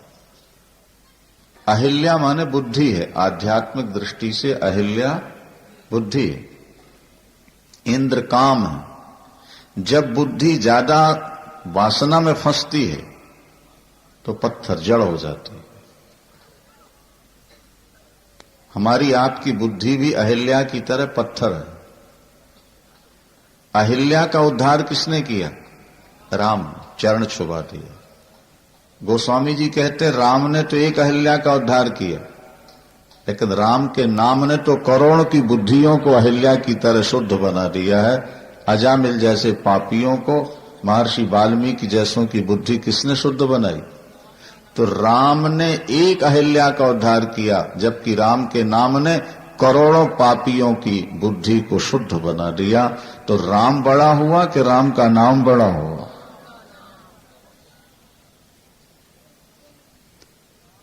राम ने वानरों से पुल बनवाया और समुद्र पार करके लंका चले गए, समझो। लेकिन राम का नाम लेने वाले भवसागर से बिना प्रयास पार हो गए। आपने देखा, राम को लंका जाना था तो पुल बनाना पड़ा, और राम के सेवक ने राम का नाम मुख में रख लिया तो बिना पुल बनाए समुद्र को पार कर गया। प्रभु मुद्रिका मेल मुख माही, अरे प्रभु मुद्रिका मेल मुख माही, और जलधि लांघ गए अचरज नाही। मुद्रिका में क्या लिखा था? राम। वो श्री राम नाम मुख में रखा हनुमान ने। मुद्रिका मुख में रखने का मतलब राम का नाम मुख में रख लिया। तो राम को स्वयं जाने के लिए तो पुल बनाना पड़ा, लेकिन जिसने मुख में राम रख लिया वो छलांग मार के समुद्र पार कर गया। इसलिए राम से बड़ा राम का नाम है। प्रहलाद ने नाम जप कर ही भक्ति का डंका बजाया और नरसिंह भगवान को खंबे से प्रकट किया। ध्रुव ने भी नाम जपा। नाम जपत प्रभु की न प्रसादो, भगत शिरोमणि भे प्रहलादो। ओ ध्रुव सगलानि जप्यो हरि नामो, तो पायो अचल अनुपम ठामो। और सुमिर पवन सुत पावन नामो, के अपने बस कर राखे राम। परमात्मा का पावन नाम लेकर के हनुमान जी ने भगवान राम को अपने वश में कर लिया। तुम्हारे भजन राम को भावे, और जन्म जन्म के दुख बिसरा। हनुमान जी भगवान को जैसा नचाना चाहे नाचने के लिए तैयार। राम अपनी प्रतिज्ञा तोड़ देंगे, पर हनुमान जी ने अगर आपको आशीर्वाद दिया तो वो प्रतिज्ञा कभी नहीं टूटे। गुरबाणी में भी, दरबार साहब में भी 4343 जगह भगवान राम का नाम है। 8633 जगह हरि नाम है। गुरबाणी में भी बहुत जोर दिया गया है नाम का जप को। नाम की कमाई कमाओ। कम से कम 21,600 नाम तो दिन रात में आपके मुख से निकलना ही चाहिए। ये कम से कम 216 माला अगर आप जिनमें जप लो, आपकी जिंदगी बदल जाएगी। लोग कहते हैं महाराज नाम जपने से क्या होगा? हम कहते हैं पारस को लोहे से छुपा दो तो क्या होगा? बोलो। जैसे लोहे को पारस से छुपा दो तो सोना बन जाएगा, इसी तरह आप भगवान के नाम को अपनी जीभ से छुपा दो, आपका जीवन बदल जाए। नाम जपने से क्या होता है महाराज? शराब पीने से क्या होता है महाराज? ठीक है, देखो, शराब पियोगे उसके धर्म का पता लग जाएगा। इसी तरह नाम को पियो, उसके चमत्कार का तुम्हें पता लग जाएगा। जाम पर जाम पीने से क्या फायदा? ये धनवान लोग जाम बहुत पीते हैं ना भाई, इसके बिना नहीं रह पाते। संपत्ति वैसे बहुत अच्छी है, लेकिन दूसरी दृष्टि से बहुत खतरनाक। ये जब संपत्ति बढ़ती है तो स्वरा सुंदरी का दौरा दौर प्रारंभ हो जाता है, और जब स्वरा सुंदरी के चक्कर में जीव फंस गया तो वो बर्बाद हो, वो कभी आबाद नहीं हो सकता। किसी ना किसी दिन वो लड़खड़ाएगा और ऐसे गड्ढे में गिरेगा जहां से मुश्किल से निकल पाएगा। क्या आप समझ? जाम पर जाम पीने से क्या फायदा? रात बीती फिर उतर जाएगी। हरि प्रेम का जाम पी ले बंदे, जिंदगी तेरी सुधर जाएगी। अगर तू अब पीने चाहता है तो प्रभु के नाम का जाम पी ले। गुरु नानक देव जी कहीं जा रहे थे, रास्ते में कुछ शराबी मिल गए जो भट्ठी से निकाल रहे थे ताजी ताजी। उन्होंने कहा, बाबा पी जाओ थोड़ी सी। क्या होगा भैया? बोले रात भर मस्ती रहेगी, प्रातःकाल फिर आके पी जाना। ये तो 12 घंटे नशा रहता है बाबा इसका। सुबह आके पिएंगे तो फिर शाम तक, और शाम को फिर आके पी।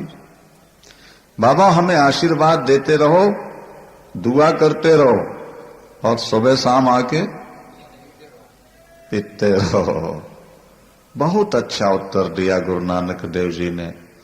बोले भैया नशा के लिए बार बार आना पड़ेगा, बार बार पीना पड़ेगा, हमारे लिए ये बड़ी समस्या है। हम तो वो नशा पीते हैं जो एक बार चढ़ जाए तो जिंदगी में उतरने का नाम ही नहीं लेता है। भांग धतूरा काहिरा उतर जात पर भात, ये नाम खुमारी नानका जो चढ़ी रहे दिन रात। भांग धतूरा शराब पीने वाले हम फकीर नहीं, हम तो नाम का नशा पीते हैं। गुरु नानक देव जी के नेत्र देखो ना, भगवान शंकर की तरह सदा। जैसे बहुत ज्यादा शराब पीने वाले की आंखों में खुमारी आती है, भगवान शंकर गुरु नानक देव जी के नेत्र भी खुमारी से भरे होते हैं। वो नाम का नशा है, वो चिंतन का नशा है। भरतलाल जी जब चित्रकूट जा रहे हैं, आगे आप सुन पाओगे कि कारत मनोरथ या सजिय जाके, और जाहि सने है सुरा सब छाके। लोग तो ये शराब पीते हैं ना, ये शोरा पीते हैं। भरतलाल जी ने प्रभु प्रेम की शराब पी रखी है। जाहि सने है सुरा सब छाके। पी लेने के बाद व्यक्ति के पैर लड़खड़ाते हैं और जवान भी लड़खड़ा जाती है। बोले अवधवासी जब चित्रकूट प्रभु राम का दर्शन करने गए तो रास्ते में उनके भी पैर लड़खड़ा रहे हैं, शरीर शिथिल हो रहा है। शिथिल अंग पग डगमग डोलई, ये शिथिल अंग पग डगमग डोलई, और बहु बिहबल बचन प्रेम बस बोलई। और जब ही राम कहिले ही उषासा, तो उमगत प्रेम मनौ चहु पाशा। भरतलाल जी के मुख से जब श्री राम शब्द निकलता तो मार्ग के पत्थर मोम की तरह बह जाते थे, पिघल जाते।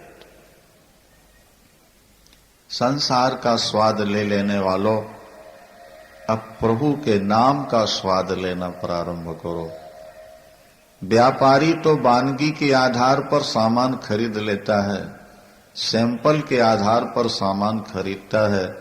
दुनिया का स्वाद तो ले लिया, एक बार किसी संत की शरण में आकर नाम का स्वाद लेना प्रारंभ करो, भजन का स्वाद लो। अगर ये स्वाद मिल गया तो बाकी सारे स्वाद फीके हो जाएंगे। जो तो ही राम लगत मीठे, गोस्वामी जी कहते हैं, जो तो ही राम लगत मीठे, तो सब रस अनरस हो जाते, ये खटरस होते सीठे। जो तो ही ना राम लगत मीठे।